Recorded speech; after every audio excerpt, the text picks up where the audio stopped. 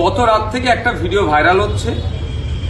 সেই ভিডিওটাকে দেখিয়ে বলা হচ্ছে যাদবপুর এপিসি কলেজে 148 ভাঙড় বিধানসভা ইভিএম মেশিন নাকি পরিবর্তন করে দেওয়া হচ্ছে, সেখান থেকে সরিয়ে দেওয়া হচ্ছে, এই ধরনের কিছু লিখে ভাইরাল হচ্ছে। আমি সাধারণ মানুষের উদ্দেশ্যে বলবো, আপনারা আতঙ্কিত হবেন না, আমরা আছি, আমরা খামারকে পাহারা দিচ্ছি। ভাঙড়ের মানুষকে বলবো, আপনাদের ভয় পাওয়ার কিছু জায়গা নাই, নিশ্চিন্ত থাকুন। আপনাদের যেমন নির্বিঘ্নে ভোট দেওয়ার ব্যবস্থা করা হয়েছে, আপনারা নির্বিঘ্নে ভোট দিয়েছেন, ইভিএম মেশিনের 5 নম্বর বোতামটিকে খামছেন। আমি অনেক আগেও বলেছিলাম যে আমাদের নেতৃত্বরা আছে, অঞ্চলের নেতৃত্বরা আছে, বিধানসভা নেতৃত্বরা আছেন, তারা খামারটা পাহারা দেবে।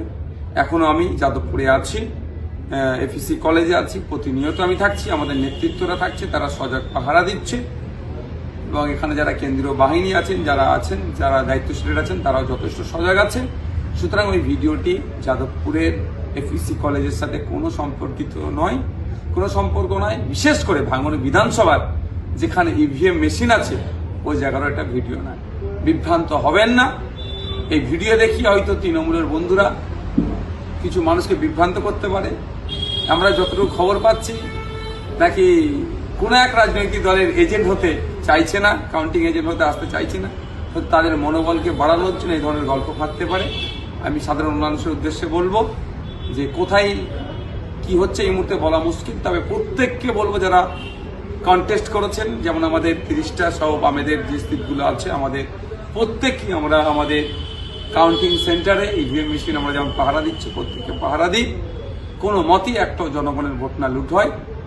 এবং আগামী 4 তারিখ ভাঙড় সহ রাজ্যের দিকে দিকে বাম আইএসএফের শক্তির ব্যাপক উত্থান হবে, সেটা খাতায় কলমে মিলিয়ে নেবেন। আমি আবারও বলছি, ভাঙড়ের মানুষের কাছে যে আমার প্রত্যাশা ছিল, যে আশা ছিল, কম করে 50,000 ভোটে ভাঙড় থেকে আমি জিতে বিধানসভায় যাচ্ছি। সুতরাং এই ভিডিও নিয়ে কেউ বিভ্রান্ত হবেন না।